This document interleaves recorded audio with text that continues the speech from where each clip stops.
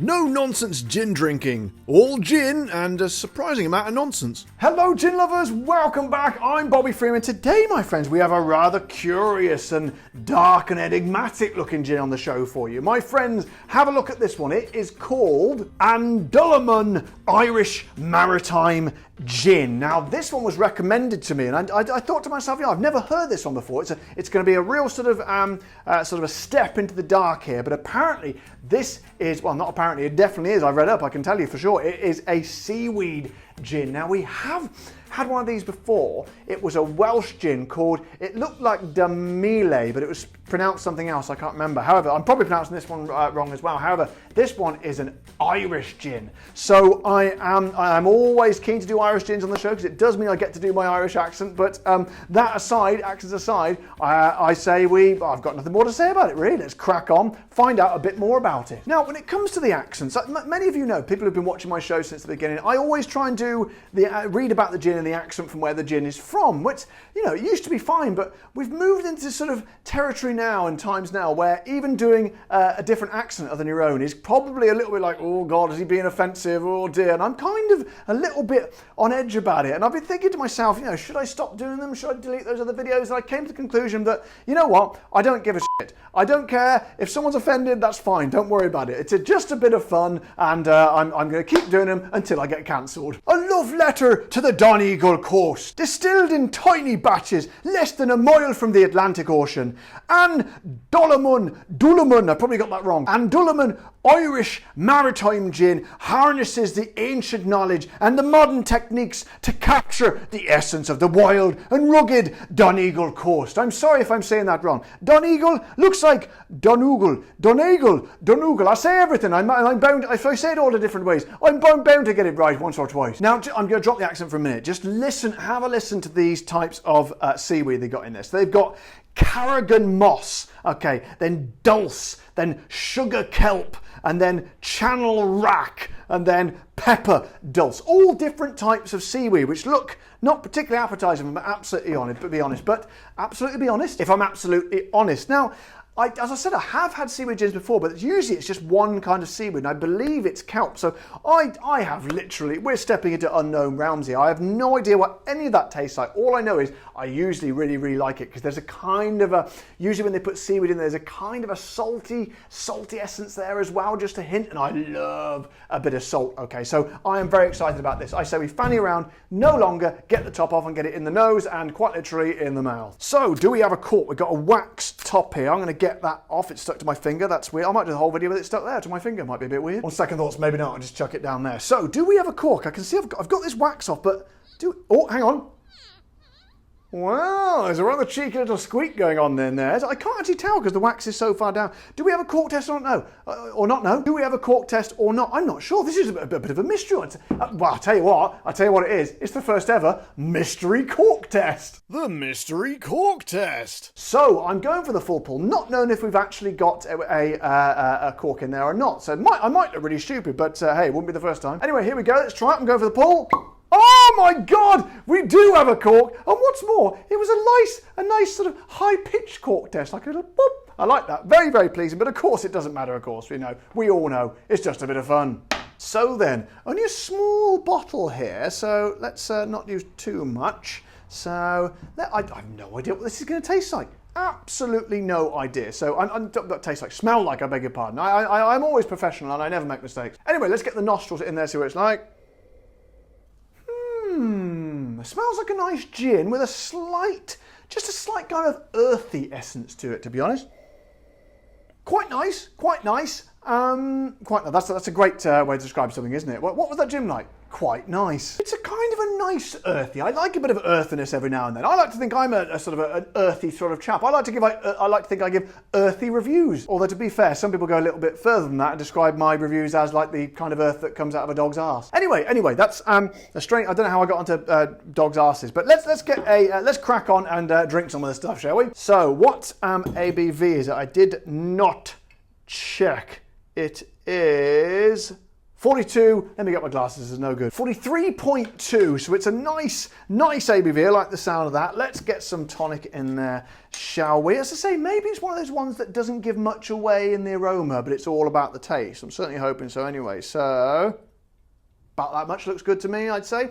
Thank you to all my patrons and members, by the way. I always say at this point in the show, who paid for that gin right there. That gin right there, you all paid for it. Thank you very, very much. This is, apologies if I've got the name wrong here, by the way. I'm terrible with names that aren't fairly straightforward. An Dulaman. It's got those little accent things on, so it might be An Dulaman. I don't know, but either way, I say to every man jack of you, cheers.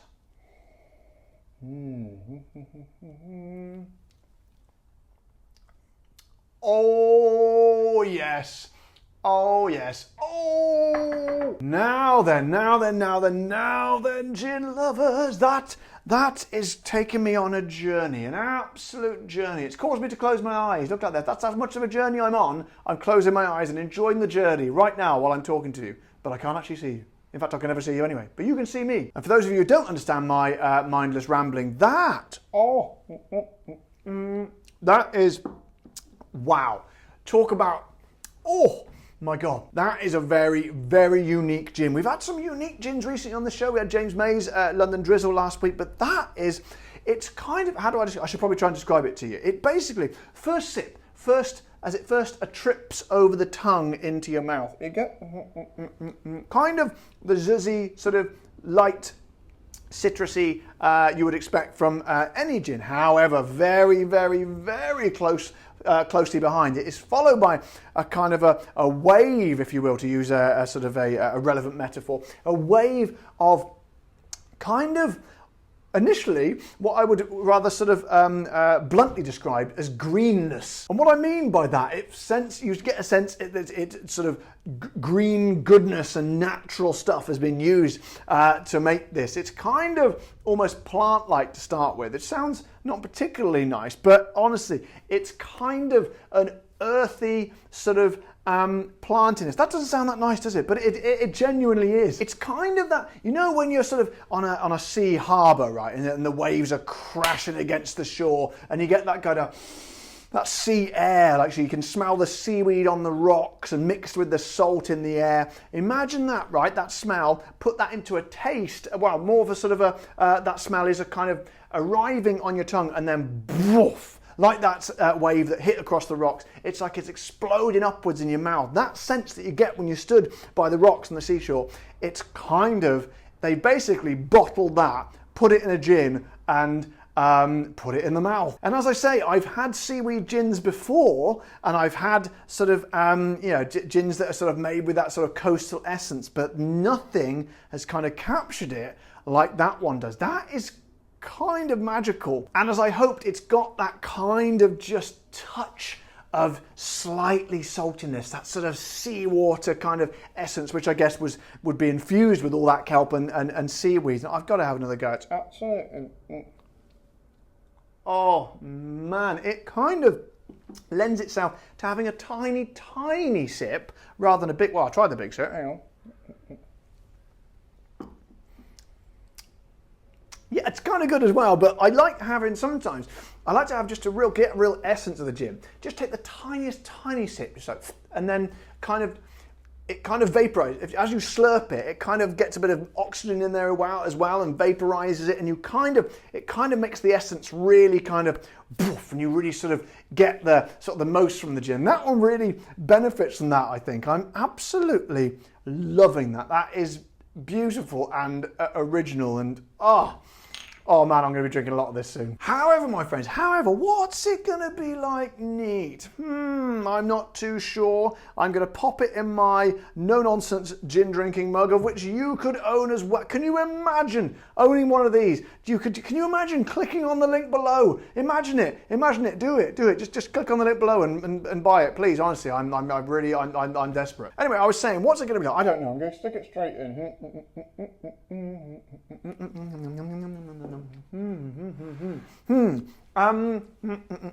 blimey, it tastes a lot stronger, obviously, as you expect. Quite a sting of the ABV. I think, I don't know why I do this part of the show. It's because people told me I should be drinking it neat, but I almost always say, that's really, really, the flavours get way more released in the tonic for me than that. So I wouldn't even suggest having it neat, this one. I'd say all the time, every time, wham bam, go with the tonic. However, my friends, what is it going to cost you? How hard is it going to hit you in the pocket? Well, I've got bloody good news for you, my friends. This little fella is actually it's just under £30. It's £29.95. I don't know what it is in euros, but basically it's around that sort of area, around the £30 mark, the £30 mark. Oh yeah, £30, depending of course whether you're buying from, sometimes a little bit more, sometimes a little bit less, but either way, that is the bang on price that I like to pay for gin, as you know, so I am extraordinarily happy with that. So guys, I've had a run of really interesting gins recently, and this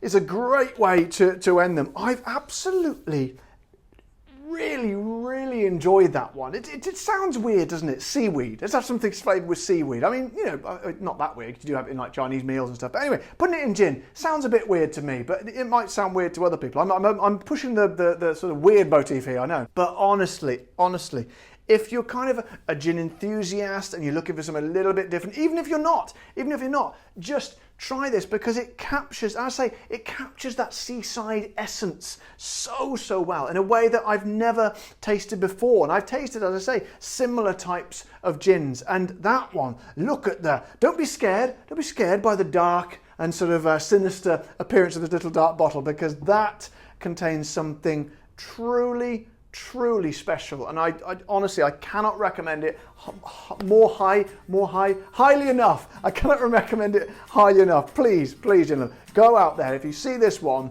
get it, because it's fascinating, and I genuinely think you're going to love it. So guys, I hope you've enjoyed this video today. It was a great one to make for you. If you have enjoyed it, don't forget to subscribe to my channel if you haven't already. Press the like button on the video. If you want to support the show, head over to the Patreon page or click the join button below this video to join my YouTube members. But until next time, guys, you all know the drill. Take care, stay safe. Thank you to all my patrons and members, and of course, I did this a little bit earlier then, of course, keep drinking the gin.